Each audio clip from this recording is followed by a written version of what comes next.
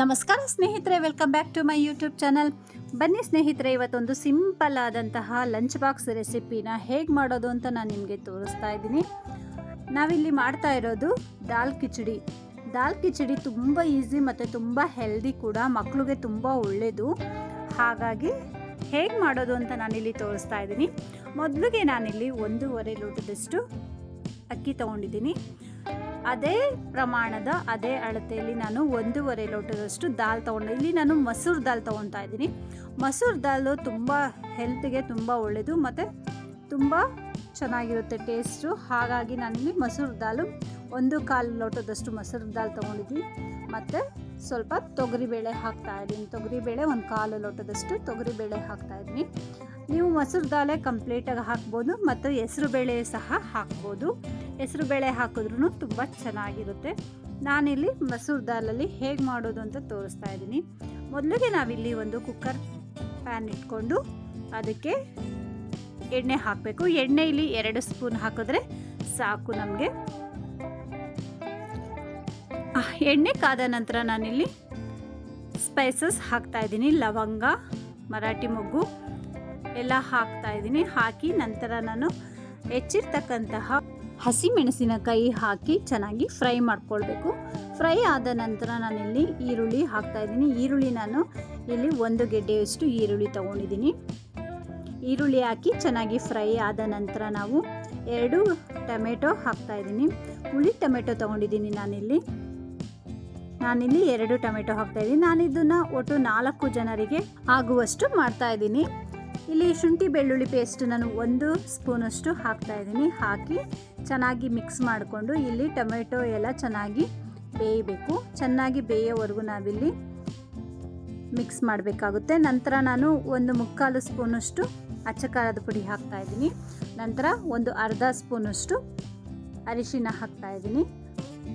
ಎಲ್ಲ ಹಾಕಿ ಚೆನ್ನಾಗಿ ಮಿಕ್ಸ್ ಮಾಡಿ ಟೊಮೆಟೊ ಎಲ್ಲ ಚೆನ್ನಾಗಿ ಬೆಂದ ನಂತರ ನಾನಿಲ್ಲಿ 1 ಟೀ ಗ್ಲಾಸಷ್ಟು ನೀರನ್ನು ಹಾಕ್ತಾಯಿದ್ದೀನಿ. ಹಾಕಿ ಚೆನ್ನಾಗಿ ಮಿಕ್ಸ್ ಮಾಡಿ ಸ್ವಲ್ಪ ಚೆನ್ನಾಗಿ ಕುದಿ ಬರಬೇಕು. ಈ ಖಾರ ಎಲ್ಲ ಚೆನ್ನಾಗಿ ಹೊಂದ್ಕೊಳ್ಳೋವರೆಗೂ ಮಿಕ್ಸ್ ಮಾಡಿ ನಂತರ ಕುದಿ ಬರಬೇಕಾದ್ರೆ ನಾನು ಬೇಳೆ ಮತ್ತು ಅಕ್ಕಿ ತೊಳೆದಿರ್ತಕ್ಕಂಥದ್ದನ್ನು ನಾನಿಲ್ಲಿ ಮಿಕ್ಸ್ ಮಾಡ್ತಾ ಇದ್ದೀನಿ. ಅಕ್ಕಿ ಬೇಳೆ 2 ಹಾಕಿದ ನಂತರ ಚೆನ್ನಾಗಿ ಮಿಕ್ಸ್ ಮಾಡಬೇಕು. 2 ರಿಂದ 3 ನಿಮಿಷಗಳ ಕಾಲ ನಾವಿಲ್ಲಿ ಚೆನ್ನಾಗಿ ಮಿಕ್ಸ್ ಮಾಡಿ ನಂತರ ರುಚಿಗೆ ತಕ್ಕಷ್ಟು ಉಪ್ಪು ಹಾಕಬೇಕು.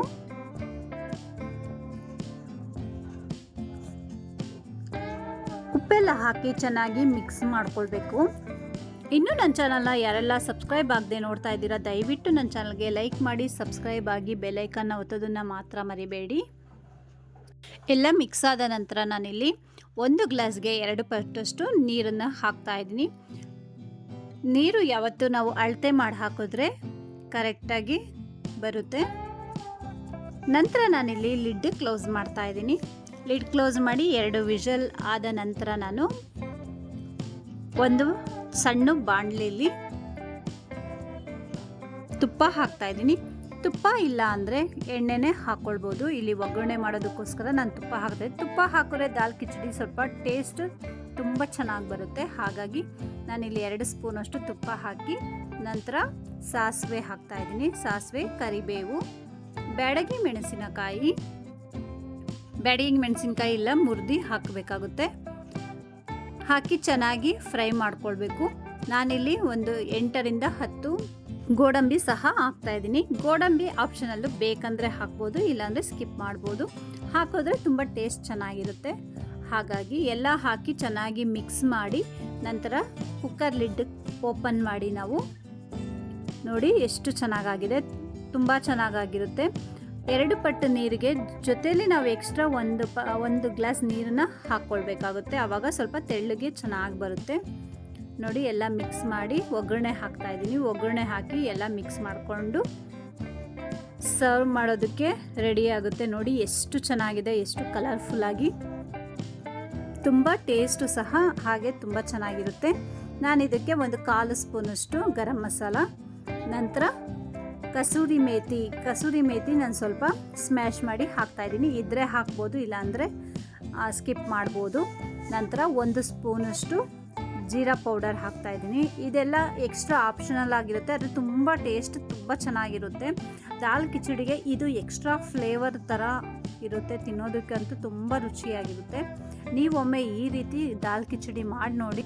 ಈ ಚಳಿಗಾಲಕ್ಕೆ ತುಂಬ ಒಳ್ಳೆ ರೆಸಿಪಿ, ತುಂಬ ಟೇಸ್ಟಿಯಾದಂತಹ ರೆಸಿಪಿ ಇದು, ಮತ್ತು ಚಿಕ್ಕ ಮಕ್ಳಿಗಂತೂ ತುಂಬ ಇಷ್ಟ ಆಗುತ್ತೆ. ಈ ದಾಲ್ ಕಿಚಡಿನ ನಾವು 8 ತಿಂಗಳು ಮಕ್ಳುಗಳಿಗೂ ಸಹ ಕೊಡ್ಬೋದು. ಚಿಕ್ಕ ಮಕ್ಳುಗಳಿಗಂತೂ ತುಂಬ ಈಸಿಯಾಗಿ ಡೈಜೆಷನ್ ಆಗುವಂತಹ ರೆಸಿಪಿ ಇದು. ಹಾಗಾಗಿ ನಿಮಗೆಲ್ಲ ನಾನು ಮಾಡಿರೋ ರೆಸಿಪಿಗಳು ಇಷ್ಟ ಆಗಿದ್ದರೆ ದಯವಿಟ್ಟು ನನ್ನ ಚಾನಲ್ಗೆ ಲೈಕ್ ಮಾಡಿ, ಸಬ್ಸ್ಕ್ರೈಬ್ ಆಗಿ, ಬೆಲ್ಲೈಕನ್ನ ಒತ್ತೋದನ್ನು ಮರಿಬೇಡಿ. ಕಮೆಂಟ್ಸ್ಗಳ ಮೂಲಕ ನಮಗೆ ಪ್ರೋತ್ಸಾಹ ನೀಡಿ. Thanks for watching my videos.